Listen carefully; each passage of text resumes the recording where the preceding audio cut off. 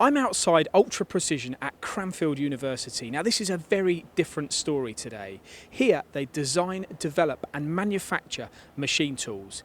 Now these are really precision machine tools. In fact, these machines go beyond microns.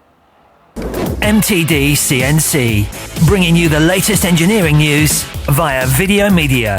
Martin, you do something very different here at Ultra Precision, or this part Ultra Precision in Cranfield University.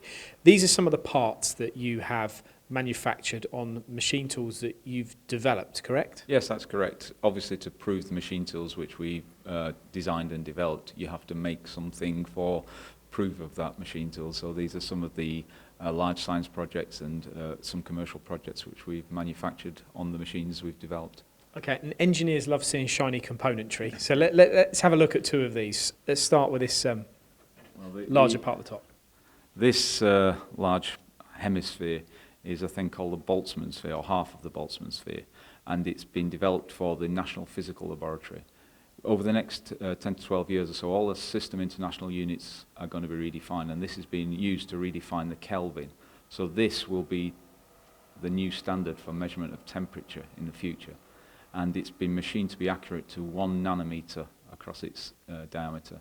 And that's been measured in 9 different instrument methods. So you've had to develop a machine to produce this? Yes, that's correct. One of the main problems of machining anything to this sort of standard is thermal control, vibration control, and then obviously positional control. And those aspects are certainly areas here at Cranfield University, the Centre for Precision Engineering, we've developed techniques in over many, many years that enable us to do this level of machining. Very impressive. Let's have a look at the second one you're going to show us, or the second component you're going to show us. Well, in a similar way, this is another large science project. This is a very small but very significant mirror surface for the James Webb Space Telescope. Now, we've produced here more surfaces than anybody else. Not the biggest ones, as you can probably tell, but certainly more of them. And there's 11 intersecting surfaces here which enable the near-infrared measurement instruments in the James Webb Space Telescope to be packed very closely together. And this has been manufactured so each surface is precise to 7 nanometers. Again, pretty tight tolerances. Now, these are components, these two plus others, that you can't manufacture in using traditional type of machine tools. So what you do here is develop the machine tool in order to make these parts. So let's go into your workshops and have a look at what happens in there.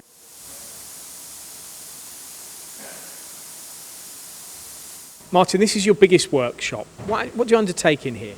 This is where the larger machines are developed in here. It's a temperature-controlled environment.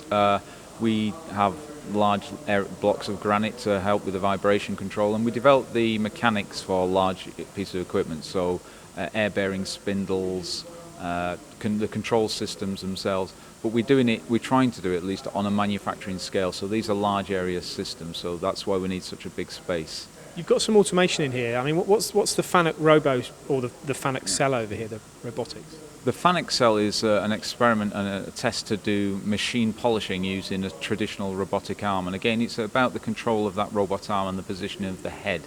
So in itself, it's quite a standard FANUC robot arm. But the control of its head, the rotation as well of the piece of glass, in that case it's a glass usually it's working on, and the accuracy of maintaining that position while developing a shape which is non-flat. So these are all aspherical surfaces, and we're trying to get to around about the 10 nanometers of surface finish with that type of polishing technique. So somebody's come to you with a product that you need to achieve what you've just said, and you've gone to the market to find the solutions, coupled with your intellect and intelligence here to be able to develop that solution. That's correct. I mean, there are for certain areas there are existing solutions, but sometimes they're either too slow or they're too expensive, or they're not suitable for a production process. So if you have you can polish down to sort of nanometer levels, but the machinery for that is very expensive, and not everyone needs that. And there's a big gap sometimes between the micron and the nanometer. So to fill that gap, we often get projects where there's a commercial imperative for either cost or speed of throughput. Often they're linked, of course, and that's what in the case of the FANUC robot that sells. Now you are doing some manufacturing in here as well. You're doing some single point turning on a machine. You would commercially buy these machines to aid you in your development as well.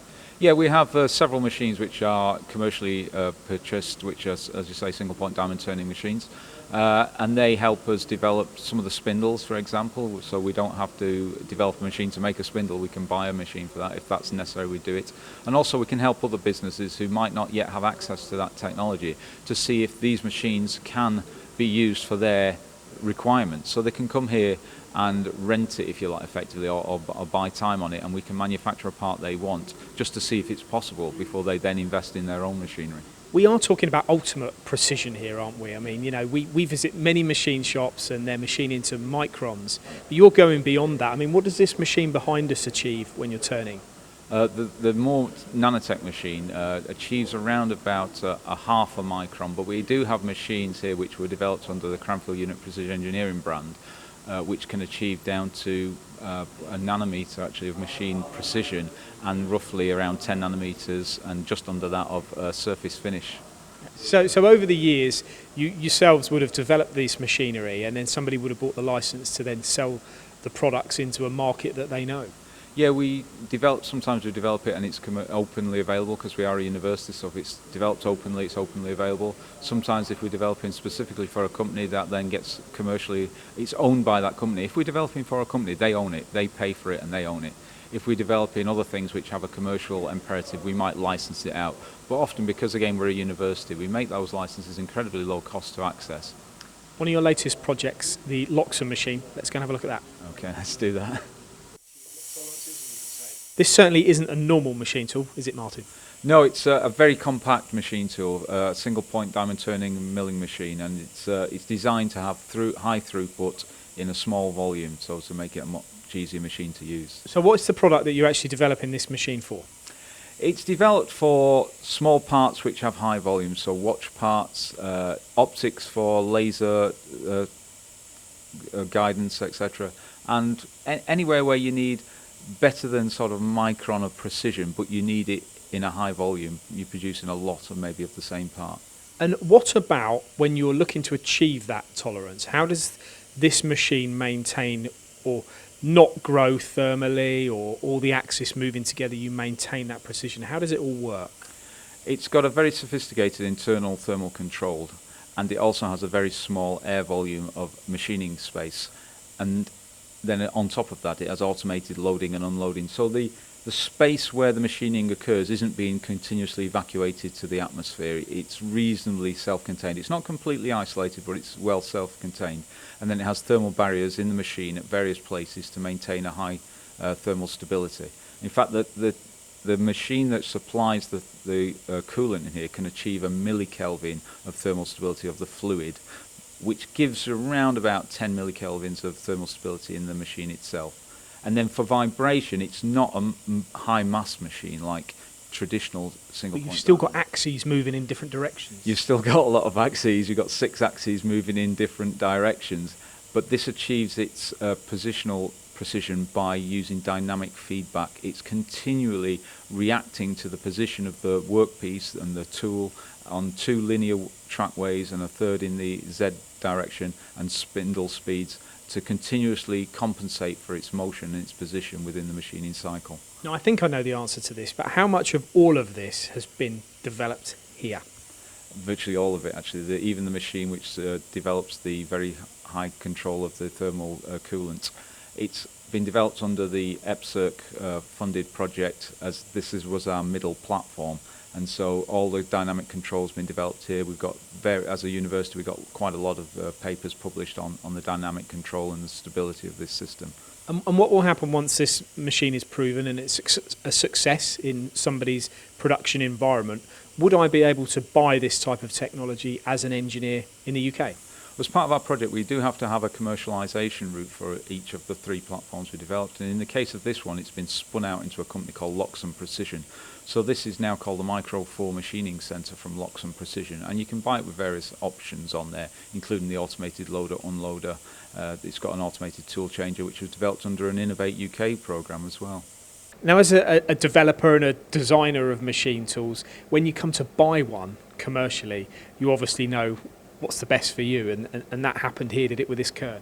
Yeah, several years ago we bought the Kern to help us with projects that we didn't sometimes our machines are very precise, but they're quite slow because of that precision. So we need something which was faster, has things which the older machines don't have, such as the automated tool changer. And when we talk about speed, I mean, how fast is this kern? It's got a spindle speed of around about 50,000 RPM on the main turning drive. And what would you be machining here on this? We do a lot of we use carbide tools sometimes rather than diamond on this as well, and so we can do hardened steels for molds, for micro molding, for micro injection molding, and also we can do different metals on this than we can do with our single point diamond turning, although we can put a single point diamond turn tool in here as well. And do you recognise the quality of this machine as a result of your knowledge on building machine tools? Absolutely. You know, Kern are definitely one of the global leaders in high precision machine tool manufacturing in the world, and it's a sort of machine that we wouldn't even try to compete with if people wanted the level of precision and the technology that's available in this machine. And it's a multi-axis machine, isn't it? It's a five-axis, or is it 7-axis? It's a 7-axis one, actually. I'm not sure we always use all 7 axes, in fairness, but it has that facility at least. And the machine's not running at the moment, so you're not using it in a production environment, are you? But it is capable of that. It is capable of that, and this is a machine designed for a production environment. We're a university, so we don't have a production throughput like a traditional jobbing machine shop would have. So we use it for specialty projects, as I say, like micro molding tools, for making parts for other machines we're building, because of its relatively high throughput compared to some of the more precise but slower machines. We use this quite a lot for making our own parts. And you can get these machines from Cranfield Precision in the UK? We certainly buy all our tools from Cranfield Precision, and I think this one actually did come from Arthur Turner at Cranfield Precision, so yeah, there you go. And this is a great example in here of machines that you've developed years ago, and you're now using them to make parts for new machinery. Yeah, indeed. We're using this one in particular, very large. It's probably the largest currently still in use in the world single-point diamond turning machine for making parts for our own machines and parts for big science projects. And there's a smaller machine behind you there, which is probably one of the most precise in the world today because of its thermal and its positional control. And we make, again, mirrors for James Webb Space Telescope and the Boltzmann sphere on that. And we also make our own spindles on that machine as well. So we're using the machines we've developed. And when were they developed? How are we going back a decade or even further? This one, even further, this one was developed towards the end of the 1970s, specifically to make the UK's independent nuclear deterrent, or to make machines that could do that. So what would that turn to now? Now this can turn over 1.6 metres to around about 10 microns of precision. The one behind, as I say, can get down to nano-metres under the right control conditions. Yeah. And now these machines are available to purchase via a supplier, are they? Maybe not in the UK, but somewhere around the globe? Yeah, I'm not sure if anybody could possibly still manufacture this machine, but the one behind you is available actually from a company called Cranfield Precision, but it's owned by 5 Synetics now.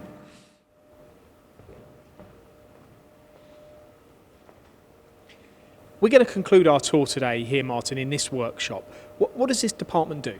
In here we have our large area coordinate measurement metrology system, we have our large area grinding machine, and we also have our reactive atom plasma figuring. In this area we tend to deal mostly with the glasses. We do large glass parts in this department. Now this is some CMM. This is huge. Yeah, I mean, is it it's one of the biggest I've seen. Is it one of the biggest that's available? It's one of the biggest in the UK, that's for sure, and certainly of this type with the solid base, it's the largest. And the thing we've actually adapted this for is, again, higher precision. So we can measure roughly to a micron over this volume, and it's about 3 by 2 by 1.5 metre volume on there. So you're getting some pretty good, you're measuring some pretty tight tolerances there. Now this machine is obviously a bought machine, the lights machine from Hexagon Intelligence. The other machines here, are they again partly machines that you've developed in the past that you're now bringing through to use for your manufacturing processes as well? Yeah, the majority of the machines are. The grinding machine, the box grinder, is certainly one we developed under a Research Council project. That's now commercialised through IBS Precision in Holland.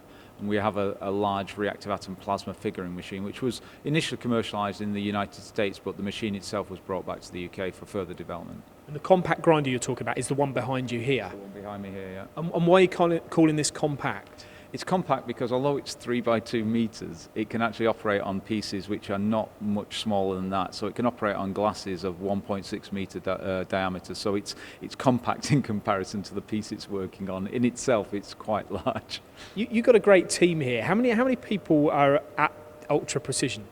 We've got a staff complement of around about 20 people in the precision engineering group here at Cranfield, and then we have around 12 or so PhD researchers, and then we have a shared cohort of MSc students across the whole of the materials and manufacturing department. So that can vary up to 1,000 a year, but not all of them are here in precision. And is it quite exciting because you don't really know what projects are coming next, do you? I mean, all kinds of things you could be approached to make machinery for. There's two levels of excitement actually. One is the large science projects that we get, like the extremely large telescope European segments we're doing. And the other is that we're very heavily connected to commercial companies like Hexagon, who helps us with this machine, and IBS with the... So we do get, our students are very fortunate that they do get real industrial experience even though they're developing research projects. This is my first time at Cranfield today, and I didn't know that this existed to this degree, so it's been a pleasure. Thanks for your time. Thank you, it's my pleasure, and unfortunately most people don't realise what's behind the door. Hopefully they will now. Thank you, I hope so too.